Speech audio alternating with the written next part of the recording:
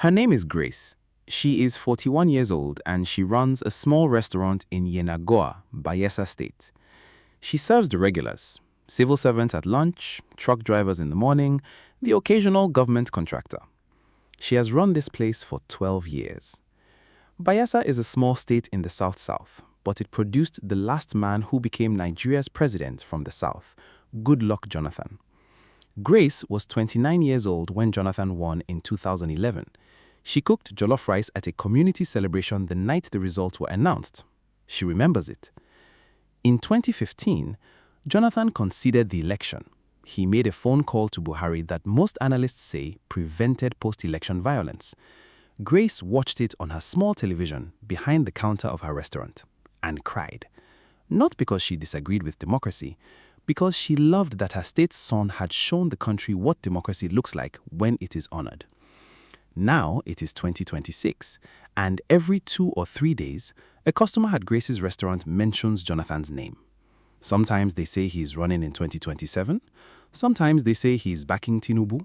Sometimes they say he was offered 500 billion naira to split the vote against Peter Obi. And Jonathan, the man himself, has said almost nothing. What is happening at Grace's restaurant counter is really about the most consequential political silence in Nigeria right now. A former president who could swing the South-South, influence the Southeast, and reshape the entire 2027 race has been saying nothing, while factions build campaigns in his name and courts rule on his eligibility, and the whole country waits for one sentence. The question is, what is Goodluck Jonathan's silence actually saying? And when it finally ends, whose side will it be on? Before we go deeper, if you are just finding NaijaNewsWatch, welcome. This channel exists to break down what is really happening in Nigerian politics without the noise and without the spin. If that is the kind of analysis you enjoy, hit subscribe and stay with me, because this story is about to get a lot more interesting. Let us set the foundation clearly so you can follow everything that follows. Before leaving office, Jonathan has transformed from partisan politician to international statesman, participating in election observation missions and conflict mediation efforts across Africa through the Goodluck Jonathan Foundation and international organizations. He mediated in Mali, he observed elections in Kenya, he built a post-presidential profile that is, by most assessments, stronger than his final years in office. Then, in January 2026, something changed. PDP party elders began courting him for a presidential return. A faction of the People's Democratic Party announced Jonathan as its presidential candidate for the next general election. The campaign for Goodluck Jonathan's political comeback appears to have begun without its presumed candidate. Support groups mobilized, campaign posters went up, waivers were signed, screening was reportedly done. Jonathan's response? Nothing. Sustained, deliberate, total silence. Then came the report that elevated this story from interesting to explosive. A report circulated alleging that Jonathan was offered 500 billion naira to contest against Peter Obi in 2027 and split South-South votes. Jonathan's media advisor dismissed it as entirely false and baseless. The denial was issued, but the denial itself, the fact that such a specific allegation required a specific public response, confirmed that Jonathan's name is now being moved around Nigeria's political chessboard by powerful hands. And then, just 6 days ago, on July 6, 2026, Jonathan dismissed as false a report alleging that he was offered 500 billion naira to contest against Peter Obi in 2027 presidential election. That public statement, his clearest direct engagement with the 2027 speculation, was a denial of a specific allegation, not a declaration of his political intentions. He denied the money story. He said nothing about whether he will run. In Nigerian politics, silence isn't absence, it's alignment. When a faction adopts you and an opposing faction says nothing, your silence gets interpreted. Jonathan knows this. He lived it. His silence in 2026 is not confusion, it's a choice. And that choice, to say nothing while everyone else says everything in his name, is the most consequential political act in Nigeria right now that is not being treated as such. Now, let us look at the legal and institutional framework, because Jonathan's name is not just in speculation, it's in court documents. The Nigerian Constitution Section 137 subsection 3 is the relevant provision. It provides that a person who has been sworn in as president more than once shall not be eligible to contest for the office again.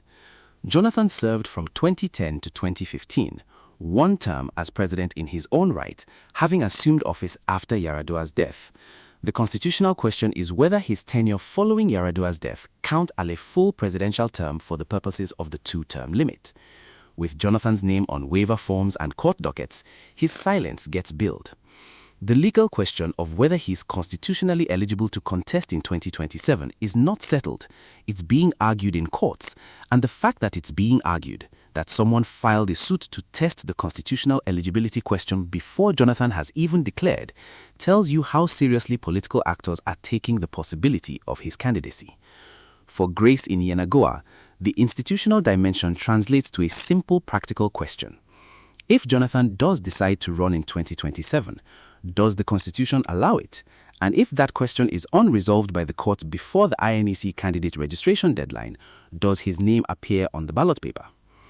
INEC, for its part, will process candidate submissions based on whatever legal clarity exists at the time of registration. A court order blocking his candidacy on a constitutional grounds would prevent INEC from accepting his nomination. A court order affirming his eligibility or the absence of any definitive ruling would allow his registration to proceed. The second institutional dimension is the PDP itself.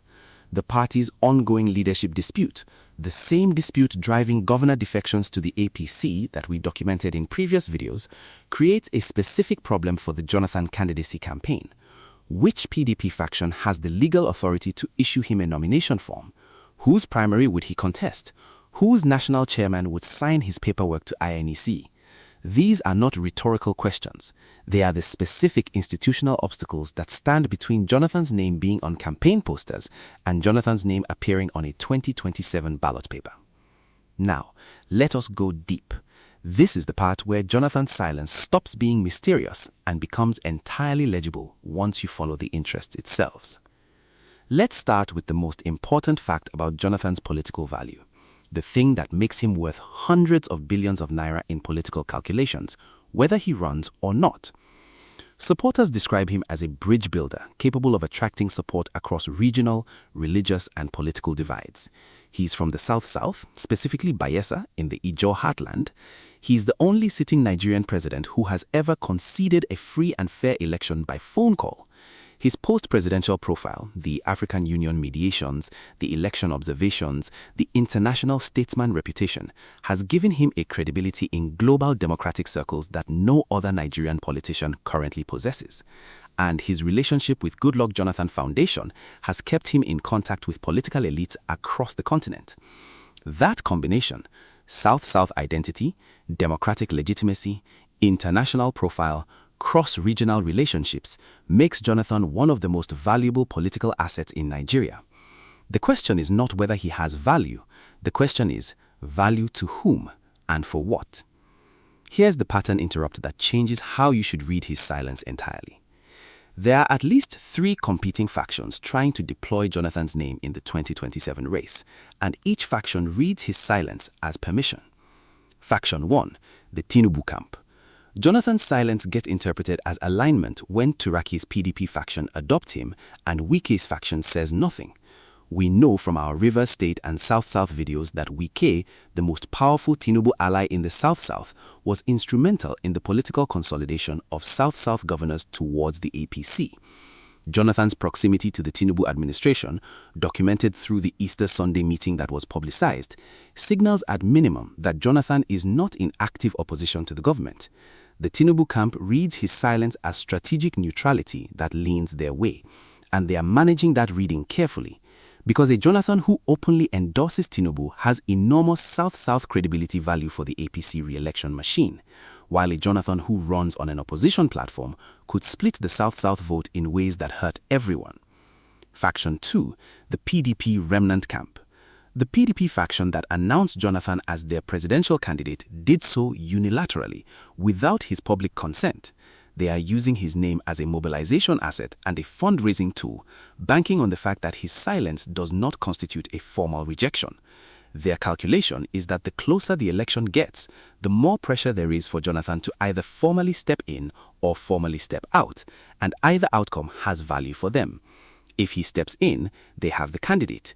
If he steps out, they have built their faction's profile through months of high visibility activity around his name. Faction 3. Those who want to split the southern vote. A report alleged that Jonathan was offered 500 billion naira to contest against Peter Obi in 2027 and split South-South votes. He denied this allegation specifically, but the allegation itself is a window into a real political calculation that somebody is making. If Jonathan enters the 2027 race, whether on PDP or a separate platform, or with any kind of formal presence, he draws specifically from the South-South voter pool that Obi needs to anchor his national coalition. He draws from the same Ijaw, Urobo, Iteskiri, and Ijaw communities where Obi's strongest South-South support sits. A Jonathan candidacy in that specific geography is mathematically damaging to Obi's national spread requirement. Should Jonathan eventually accept the nomination, he would enter a political field already populated by several southern aspirants. The consequence is clear: a split southern vote that reduces Obi's South-South margin, while Jonathan, without realistic prospect of winning the presidency himself, functions as a vote-splitting vehicle that benefits the APC structurally. Now, here is the second pattern interrupt, the one that is hardest to hold. Jonathan's silence may not be serving any of these three factions deliberately. It may be serving something simpler and harder: his own genuine indecision about whether he wants to re-enter Nigerian domestic politics after a decade of credibility-building international neutrality. The question is whether this silence reflects the discipline of an experienced statesman carefully weighing his options, or revives old concerns about political indecision at a defining moment. Those two readings, deliberate strategic positioning versus genuine unresolved indecision, produce completely different political realities. A Jonathan who is strategically silent is a powerful player making calculated moves. A Jonathan who is genuinely undecided is a man whose absence is being weaponized by others, and whose eventual decision, when it comes, may be reactive rather than strategic. Democracy doesn't die in darkness. It dies in ambiguity. When voters don't know if a man is running, when a party doesn't know if its candidate exists, when a court has to guess intent before citizens do, that's not neutrality, that's negligence. The silent players in this story are three. The first is Wike, who has the most detailed real-time intelligence about Jonathan's actual private position, given their South-South networks and the proximity of the Tinubu-Wike alliance to Jonathan's political management team. What Wike privately knows about Jonathan's 2027 intentions is the most important piece of political intelligence in Nigeria right now that is not public.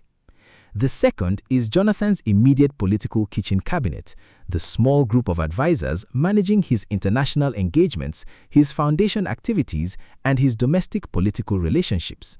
Whatever decision ultimately comes from Jonathan will be shaped by this group's reading of the political environment, the legal eligibility question, and his own emotional relationship to re-entering the arena where he was last defeated. The third silent player is Obi's campaign.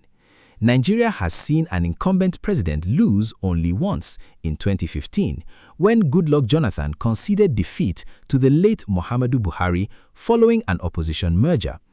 Obi's NDC knows that Jonathan's decision to run, to endorse, to stay silent, or to explicitly endorse Obi will have a specific South-South consequence. They have incentives to court Jonathan privately. Whether those private courtship efforts are underway and what terms are being offered is the most consequential backroom negotiation in Nigerian politics right now. Now, if what I just laid out surprises you, drop a comment below. I want to know your take before we get to the part that changes the whole picture. Let us come back to Grace and her restaurant in Yenagoa. She hears Jonathan's name every few days at the counter.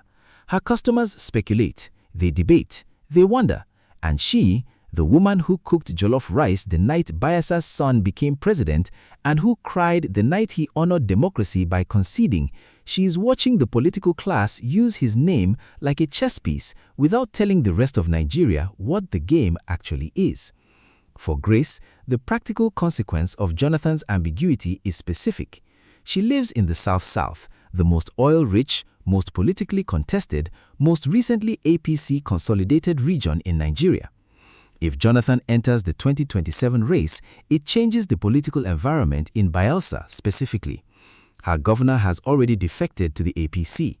A Jonathan candidacy on a separate platform would present Bayelsa voters with a three-way South-South choice: APC through the governor's machine, Jonathan through his indigenous Ijaw identity, and NDC through the Obi-Kwankwaso coalition. Three-way choices in a small state that typically delivers cohesive political blocks could reduce everyone's margin and produce a result that reflects nobody's genuine first preference. For the broader Nigerian economy, the uncertainty of Jonathan's political positioning affects investor assessment of political risk. Political risk models for Nigeria in 2026-2027 are already incorporating the opposition's fragmentation as a factor. A Jonathan wildcard, an additional high-profile southern candidacy that introduces a new split variable, adds uncertainty to a political environment that investors already find difficult to model. The international dimension of Jonathan's silence is real and specific. Since leaving office, Jonathan has transformed from partisan politician to international statesman, participating in election observation missions and conflict mediation efforts across Africa. His post-presidential credibility, built through African Union mediations and international election observation, is a specific asset that the international community has invested in. The AU, the UN, the Carter Center, and the International Democracy Monitoring Community have treated Jonathan as a credible, neutral, pro-democratic voice from Nigeria. If Jonathan enters the 2027 race, particularly if he does so on a platform or in circumstances that suggest he has been financially or politically induced to run as a vote-splitting mechanism, it would damage that carefully built international credibility in ways that cannot easily be reversed. A statesman who endorses democracy abroad and participates in a vote-splitting operation at home is not a statesman. He is a partisan actor who used international institutions as a reputation laundering platform. That is not an accusation. It is a description of the reputational risk that hangs over his decision. The AU, the Carter Center, and the international organizations that have hosted and elevated Jonathan will be watching what he decides, and their assessment of his post-2027 credibility as a mediator and democracy promoter will depend partly on how he navigated this specific decision. For Nigerians in the diaspora, particularly those from the South-South, Jonathan's silence is felt personally. He is not just a former president, he is a symbol of their region's claim to national leadership. His credibility is their political currency. If that credibility is spent on a 2027 candidacy that functions as a spoiler operation rather than a genuine presidential run, the community he represents bears a reputational cost that outlasts any single election cycle. Let me address what people are getting wrong about this story.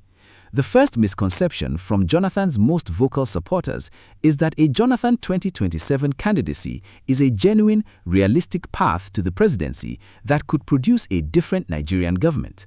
Political observers question whether he can command the same level of support in northern Nigeria, where dissatisfaction with his administration's handling of insecurity contributed significantly to his 2015 defeat. Some analysts believe Jonathan may struggle to connect with younger voters seeking political reforms, economic opportunities, and a departure from traditional political structures. The political environment has changed enormously since 2015. A Jonathan 2027 candidacy would carry the Chibok weight, the Boko Haram weight, the Occupy Nigeria weight, the fuel subsidy weight. It would require him to answer for a governance record that a significant number of Nigerians, particularly in the north, evaluated in 2015 and chose to replace. Running again does not erase those evaluations. The second misconception from the Tinubu camp is that Jonathan's silence is simple endorsement of the APC government. Jonathan may think he is above the fray, but in 2026, with his name on waiver forms and court dockets, above the fray looks like being in the fight without declaring it. Jonathan's silence is not the same as Tinubu endorsement.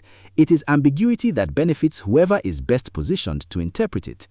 Currently, multiple factions, including some that are not Tinubu aligned, are interpreting it in their own favor. The third misconception is from those who argue that Jonathan's constitutional eligibility question is a simple yes or no. It is not. Section 1373 and its application to Jonathan's specific tenure, which began as a completion of Yar'Adua's term rather than a full presidential term in his own right, is a genuine constitutional question that has not been definitely resolved. Courts that have looked at this question have not all reached the same conclusion. Whether the INC candidate registration deadline and the October 27 ADC hearing timeline forces this issue to a definitive resolution before 2027 is itself an open question. Here is what to watch: 3 specific signals that will tell you where Jonathan's silence is heading. First signal: whether Jonathan issues any public statement on the 2027 presidential race between now and September 2026. The INC candidate registration process for the 2027 election will open later this year.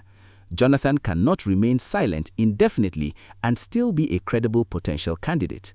Watch whether a formal public statement declaring candidacy, formally declining candidacy, or publicly endorsing another candidate is issued before the registration deadline. The absence of any statement after INEC's deadline opens means he is out of the race by administrative default. A statement before the deadline is the decision that matters. Second signal: whether Wike makes any public statement about Jonathan's 2027 position. Wike has the most intimate knowledge of the South-South political calculation behind Jonathan's positioning. He has relationships with both Jonathan and Tinubu. If Wike makes a public statement that clarifies Jonathan's position, directly or indirectly, it is because the private agreement has been reached and Wike is managing the public rollout. Watch Wike's South-South political statements for any Jonathan reference. Third signal: whether Obi's NDC makes any formal public outreach to Jonathan. If the NDC publicly invites Jonathan to endorse Obi, or if Jonathan is seen at any NDC event, it signals that the South-South consolidation behind the opposition is being attempted. That move would be the most politically significant development in South-South since Diri's defection to the APC. It would also directly contradict the vote-splitting interpretation of Jonathan's ambiguity. Best-case scenario for Nigerian democracy: Jonathan issues a clear public statement before INEC's registration deadline. He either formally endorses a specific candidate, giving his political supporters a direction, or formally steps aside, freeing his party factions to rebuild without a ghost candidate. Either clear decision is better for Nigerian democratic health than continued ambiguity. You don't get to be Africa's peace icon abroad and an agent of confusion at home. Worst case scenario: Jonathan remains silent until INEC's deadline approaches, at which point multiple factions are claiming him as their candidate. A PDP faction submits his name without his explicit consent. A court issues a conflicting ruling on his eligibility. INEC faces legal uncertainty about whether to process his registration. The 2027 ballot paper question is resolved by a court rather than by the man himself. And the South-South, which needed clear political direction the most, enters the election cycle with a confused 3-way split that reduces everyone's electoral effectiveness and gifts the APC's structured machine the most fragmented possible opposition environment to work against. Let us go back to Grace in her restaurant in Yenagoa. She asked the question that started this video: what is Jonathan's silence actually saying? And when it finally ends, whose side will it be on?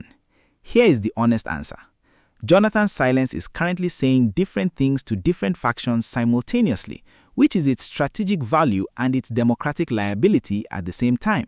It is keeping options open, it is allowing multiple interpretations, it is generating political energy around his name without requiring him to spend his credibility on any specific outcome.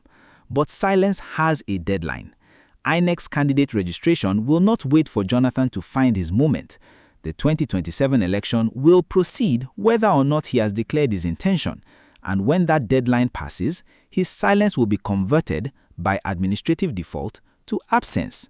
At that point, all the factions claiming him, all the posters bearing his face, all the court cases arguing his eligibility will collapse into irrelevance.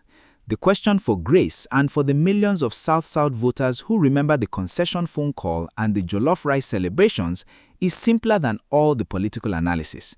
It is, does the man who showed Nigeria what democracy looks like when it is honored in 2015 have the same courage in 2026 to say what he means clearly before the decision is made for him by courts and deadlines?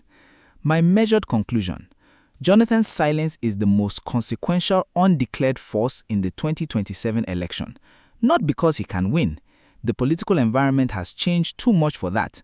But because his positioning, whether he endorses, whether he runs as a spoiler, whether he stays neutral, or whether he finally speaks, will reshape the South-South political landscape in ways that affect every other candidate's calculus. And a man of his democratic stature owes Nigeria one clear sentence before October 27. The question I want to leave you with is this: do you think Goodluck Jonathan will formally declare his 2027 intentions before INEC's candidate registration deadline, or will his silence outlast the window and the decision will be made for him? Drop your honest answer in the comments. If this breakdown gave you clarity on what is really going on, do me a favor, share it with one person who needs to understand this. Like the video, subscribe to NaijaNewsWatch, and I will see you in the next one. Stay sharp.